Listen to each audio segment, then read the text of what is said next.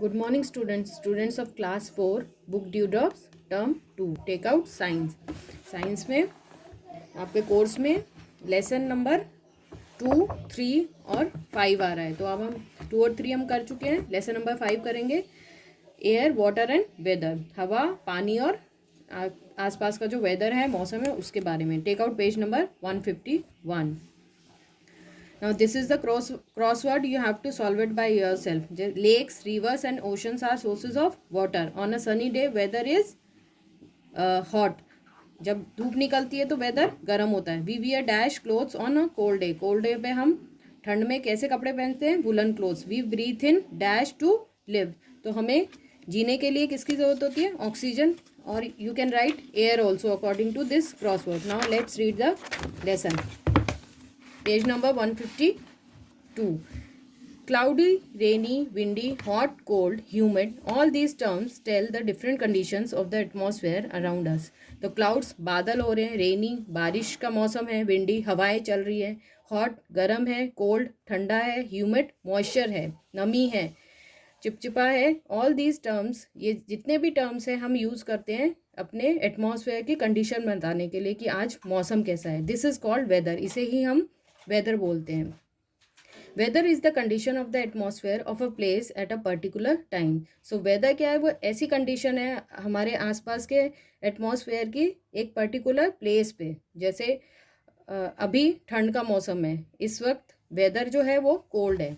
The factor that determine weather are temperature, wind, air pressure, moisture and clouds. तो वो factors जो weather मौसम के बारे में बताते हैं वो है टेम्परेचर कि टेम्परेचर कितना है, विंड हवाएं कैसी चल रही है, एयर का प्रेशर कितना है, मॉइस्चर नमी कितनी है और क्लाउड्स कितने हैं. All these factors are related to one another. ये सब आपस में रिलेट होते हैं सारे factors. It is the sun that influence these factors. और ये सारे फैक्टर्स इफेक्ट होते हैं सन से. हमारे अर्थ की कितनी दूरी पे है सन, उससे इफेक्ट होता है हमारे यहाँ का weather. The heat of the sun affect the movement of the air and changes the form of water. तो जो सन की हीट होती है उसी का इफेक्ट हमारे एयर पे पड़ता है और यहाँ का फॉर्म्स ऑफ वाटर पे, which brings about changes in the weather. और उसी की वजह से वेदर में चेंजेस आते हैं.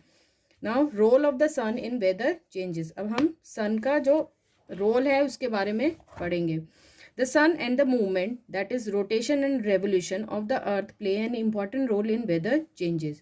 तो अर्थ जो रोटेट करती है अपने ही एक्सिस पे और रेवोल्यूशन लेती है सन के चारों तरफ, उससे सन की और अर्थ की इस कंडीशन से ही वेदर चेंजेस होते हैं. The rotation of the earth causes day and night.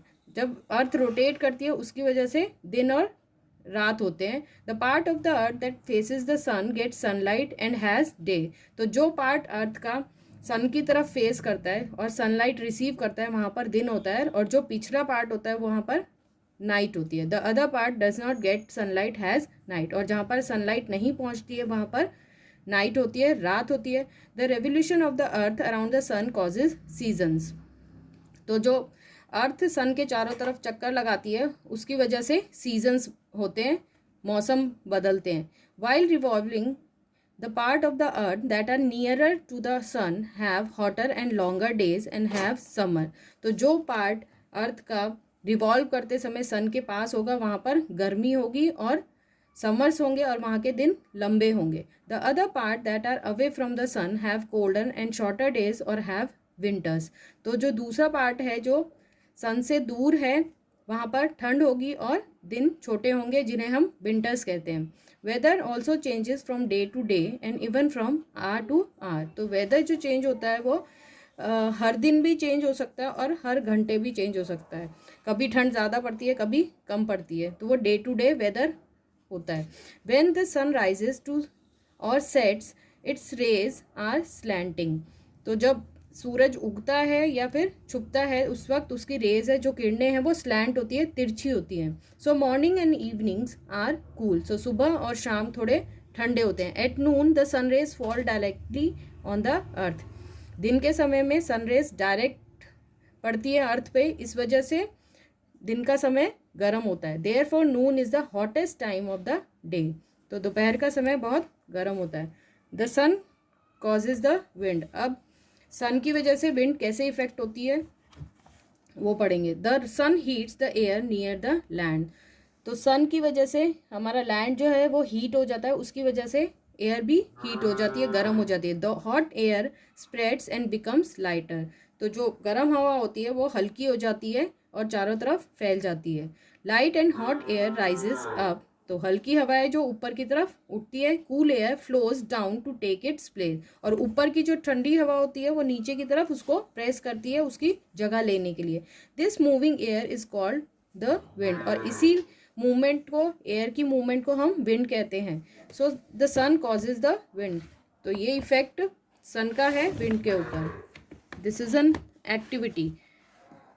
Fit the mouth of a balloon over the mouth of the bottle half filled with water, तो एक बॉटल में आधा फिल करना है पानी से और उसके ऊपर एक बैलून लगाना है। Take hot water in the bowl and place the bottle with the balloon at the centre of the bowl, तो एक बाउल में गर्म पानी लेके उसमें उस बॉटल को रखना है। व्हाट डू यू ऑब्जर्व, तो हम क्या देखते हैं, you observe that after some time the balloon starts inflating, थोड़ी देर बाद क्या होता है उस पानी में जो भाप बनती है, गर्म हो जाता है अंदर वाला पानी, उसकी वजह से बलून में हवा भर जाती है। This happens because air in the bottle gets heated due to the hot water in the bowl and rises up into the balloon, तो जब अंदर बॉटल के अंदर का पानी गर्म होने लग जाता है तो उसमें से गर्म हवा जो होती है वो बलून में भर जाती है, क्योंकि हॉट एयर ऊपर की तरफ जाती है। दिस इन्फ्लेट्स द बलून, और इसकी वजह से बलून फूल जाता है। This shows that hot air is lighter and rises up, इससे हमें पता पड़ता है कि जो हवा गर्म होती है वो हल्की होती है और ऊपर की तरफ उठती है। द सन कॉजेज ह्यूमिडिटी, ये हम नेक्स्ट क्लास में पढ़ेंगे। Read up to this. Bye, have a nice day.